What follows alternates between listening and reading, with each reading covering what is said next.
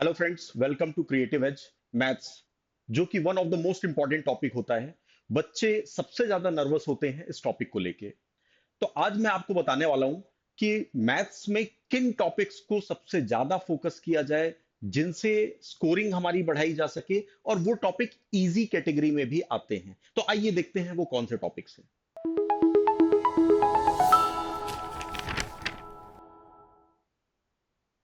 तो चलिए देखते हैं टॉपिक्स कौन कौन से हैं।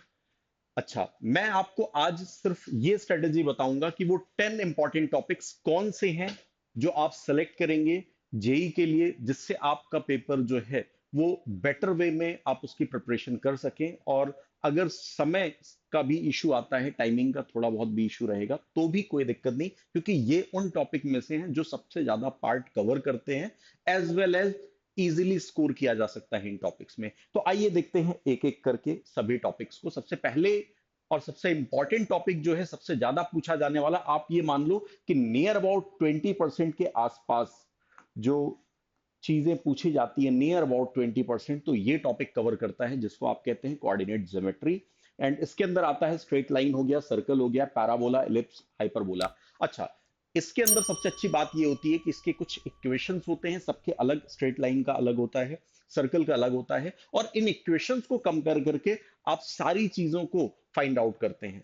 जो भी क्वेश्चन दिया है फाइंड आउट करने के लिए उसको, पर उसके लिए एक प्रॉपर इक्वेशंस आपके पास पहले से ही मौजूद है जो आपकी हेल्प करेंगे। और यहां से क्वेश्चन बहुत ही फ्रिक्वेंट है, बहुत ही ज्यादा पूछे जाते हैं। ठीक है, तो इसलिए इसको आप स्कोर करने में आपकी ये टॉपिक बहुत मदद करेगा। Next, three dimensional geometry.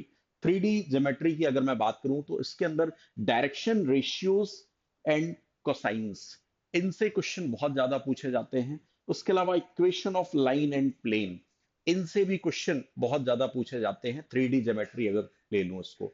लेकिन ये जो है इजी टॉपिक होता है, क्यों? क्योंकि इसके अंदर फॉर्मूला बेस्ड क्वेश्चंस आते हैं। कैसे क्वेश्चन आते हैं? Formula based. फॉर्मूला क्या है? पढ़ना सभी के लिए आसान होता है। एक्चुअल में बच्चे जो है सबसे ज्यादा पसंद करते हैं फॉर्मूला पढ़ना, तो फॉर्मूला बेस्ड क्वेश्चन सॉल्व करना और भी अच्छा, और उनसे भी इंटरेस्टिंग, कहते हैं ना पूरे आपके हायर मैथ्स में सबसे इंटरेस्टिंग टॉपिक तो वो है मैट्रिक्स एंड डिटरमिनेंट। बहुत ही इंटरेस्टिंग टॉपिक, बहुत ही आसान टॉपिक, और आसानी से स्कोर किया जाने वाला टॉपिक। इसके अंदर inverse of matrix, transpose, inverse, इस तरह की बहुत सारी चीजें हैं, expansion of determinants. Next, system of linear equation. ये चीजें जो हैं ये आपके इस पर्टिकुलर टॉपिक में हैं, जो कि डायरेक्टली ये भी फॉर्मूला बेस्ड होता है, इसमें भी स्कोरिंग बहुत अच्छी होती है, और इसमें कह सकते हैं आपकी एक्यूरेसी सबसे ज्यादा हाई होती है, और स्कोरिंग भी सबसे ज्यादा हाई होती है बाकी टॉपिक्स के कंपैरिजन में। Next, probability. प्रोबेबिलिटी जो है ये बहुत ही अच्छा टॉपिक है, करने में मजा आता है, पर इसमें मिस्टेक होने के चांसेस ज्यादा रहते हैं, क्योंकि हमें जब इंटरेस्ट बहुत ज्यादा आ जाता है कि बस आसान टॉपिक मिल गया, तो वहां पे हम गलतियां, सिली मिस्टेक्स बहुत ज्यादा करते हैं। तो ये टॉपिक को हमें बहुत अच्छे से देखना है, सिली मिस्टेक्स बिल्कुल नहीं करनी है। इसके अंदर कंडीशनल प्रोबेबिलिटी होती है, और बेस थ्योरम। बेस थ्योरम जो है ये थ्योरम अपने आप में सबसे इंपॉर्टेंट थ्योरम माना जाता है। आपने जब हायर स्टडीज के दौरान आपने देखा होगा इस हायर मैथमेटिक्स के टॉपिक पे, तो बेस थ्योरम का नाम कई बार रिपीट होता है। चलिए नेक्स्ट बात करते हैं। अगला टॉपिक है परम्यूटेशन एंड कॉम्बिनेशन, पीएनसी जिसको कहते हैं। ये पीएनसी का जो टॉपिक है, ये टॉपिक प्रोबेबिलिटी से पहले पढ़ा जाता है, क्योंकि इसकी हेल्प जो है कई जगह हमें लगती है। एक तो प्रोबेबिलिटी में लगती है, दूसरा एक टॉपिक और है बाइनोमियल थ्योरम, वहां पे भी इसकी हेल्प लगती है। परम्यूटेशन क्या होता है, कॉम्बिनेशन क्या होता है, सबसे पहले हमें ये समझना जरूरी है, तब तो हम इनको अप्लाई कर पाएंगे, इनके एप्लीकेशंस लगा पाएंगे। तो यहां पे देखा जाए तो बेसिक काउंटिंग प्रिंसिपल्स, इनको पढ़ना होता है। नेक्स्ट, अरेंजमेंट प्रॉब्लम्स जो होती हैं कि कैसे अरेंजमेंट किए जाते हैं, क्योंकि प्रोबेबिलिटी, जैसे यहाँ पे परम्यूटेशन की बात करूं तो परम्यूटेशन अरेंजमेंट को बताता है, कॉम्बिनेशन क्या करता है, किसी भी चीज को सेलेक्ट करने के लिए, मतलब सिलेक्शन को बताता है। तो ये चीज, तो इसके लिए कंसेप्ट की क्लैरिटी जो होती है वो आपको बनानी जरूरी है। तो क्लैरिटी बहुत ही इंपॉर्टेंट है यहाँ पे आपके लिए, कंसेप्ट को अगर मैं फोकस करूं। नेक्स्ट, बाइनोमियल थ्योरम की अगर बात करूं, जनरल टर्म फाइंड आउट करना।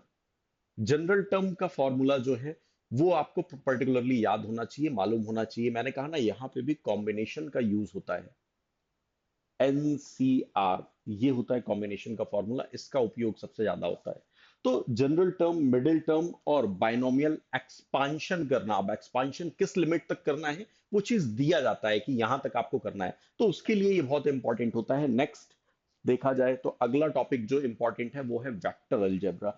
वेक्टर अलजेब्रा के अंदर याद रखेंगे क्रॉस प्रोडक्ट, डॉट प्रोडक्ट, ठीक है, ये दो तो सबसे इंपॉर्टेंट है, वेक्टर की शुरुआत ही यहां से होती है। Next vector equation of line, vector equation of line find out करना, तो ये सारी चीजें इंपॉर्टेंट हैं। प्लस स्कोरिंग है, मैं वही टॉपिक बता रहा हूं जिसको एक तो आप टारगेट करेंगे तो मैक्सिमम मार्क्स स्कोर कर सकते हैं, प्लस इजी भी है स्कोरिंग में। Next limit, continuity and differentiability, इसमें एक बेसिक लिमिट का क्वेश्चन होता है और उसके अलावा डिफरेंशिएशन फॉर्मूलाज जो होते हैं वो पूरे इसके अंदर आते हैं। तो जब इन चीजों पे इस पे आप टारगेट करते हैं तो ये जो है बेसिकली तीन टॉपिक इसके अंदर आपको दिख रहे होंगे, ये तीन टॉपिक तो कवर ही होते हैं, इसके साथ और भी कई चीजों के बेसिक्स क्लियर हो जाते हैं जो आपकी हेल्प करते हैं आगे चल के इनको टैकल डाउन करने में। नेक्स्ट अगर बात करें तो एप्लीकेशन ऑफ डेरिवेटिव्स, इसके अंदर इंक्रीजिंग, डिक्रीजिंग, मैक्सिमा, मिनिमा, कहीं कहीं डायरेक्टली इनका नाम ना देके मोनोटोनोसिटी भी बोल देता है, तो इनकी बात कर रहे हैं, इनको कैसे निकाला जाता है पर्टिकुलरली, और ये इंपॉर्टेंट है। कई बार तो डायरेक्ट क्वेश्चन इन पे आ जाते हैं, कभी कभी घुमा के बोलता है, कभी कभी डायरेक्ट क्वेश्चन भी बोल देता है, और ये बहुत स्कोरिंग टॉपिक है क्योंकि कभी सिंगल डिफरेंशिएशन, कभी डबल डिफरेंशिएशन, इतना करने में आंसर आ जाता है। और डिफरेंशिएशन कैलकुलस का जो पार्ट है ये भी आपके लिए मतलब कई लोगों के लिए तो बहुत इंटरेस्टिंग होता है, कई लोग तो बहुत मजे से करते हैं टॉपिक, कई लोगों को हाँ थोड़ा खराब भी लगता है, बुरा भी लगता है, बट ये है कि अल्टीमेटली देखा जाए तो इतना बस फाइंड आउट करना बहुत आसान है सभी के लिए, तो ये इजी है। और इस पे क्वेश्चन जो है डायरेक्टली जो पूछे जाते हैं बहुत आसानी से टैकल किए जा सकते हैं। नेक्स्ट कॉम्प्लेक्स नंबर, ये अपने आप में बिल्कुल इंपॉर्टेंट, और शुरुआत जो है कई बार जब कई जगह जब पढ़ते हैं आप, स्टार्टिंग करते हैं अपनी, तो कई जगह शुरुआत जो है इसी कॉम्प्लेक्स नंबर के साथ की जाती है। इसके अंदर आर्गेंट प्लेन होती है, नेक्स्ट मॉडुलस और आर्गुमेंट ये होते हैं, और ये पूरा चलता है किस पे, कंसेप्ट बेस्ड होता है, और इसमें एक्यूरेसी मेंटेन करना बहुत आसान होता है, तो ये भी एक इंपॉर्टेंट टॉपिक हो जाता है आपका।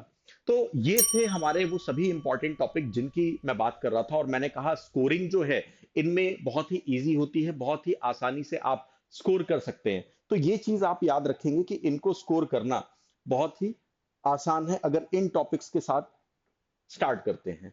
चलिए इसके साथ ही मैं एक चीज और आपको बता दूं कि अगर आपको क्लास नोट्स चाहिए तो आप हमारे वीडियो के नीचे कमेंट कर सकते हैं JEE BR, तो हम जो है लिंक शेयर कर देंगे जहां से आप नोट्स तक पहुंच सकते हैं। उसके अलावा स्ट्रेटेजी जो है वो आपको अलग एक वीडियो में शेयर की जाएगी कि कैसे प्रिपेयर किया जाए, तो इसके लिए एक अलग वीडियो है। ठीक है, थैंक यू।